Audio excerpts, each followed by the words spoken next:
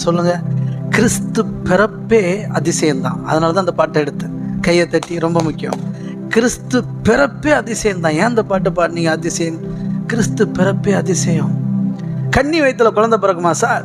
எங்கேயாவது ஏதாவது கடவுள் இருக்கா? இல்லை சார். எங்கேயா மனுஷன்? இல்லை சார். எந்த நாட்டிலையாவது? இல்லை சார். கன்னி வயிற்றுல குழந்தை பிறக்க சான்ஸே இல்லை. ஆனால் ஒரே ஒரு இடம் மட்டும் நடந்துச்சு. அதான் இயேசு கிறிஸ்து பிறந்த பிறப்பு. தேவனாலே கூட அது ஒன்றுமே இல்லை. ஆமேன்.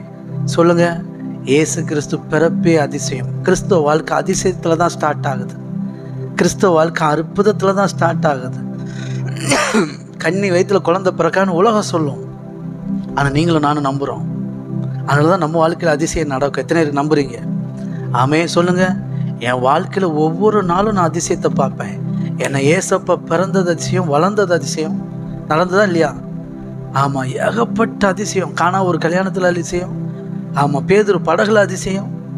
புரியுதுங்களா? ஏசப்பா செய்யாத அதிசயம் ஏதாவது உண்டா?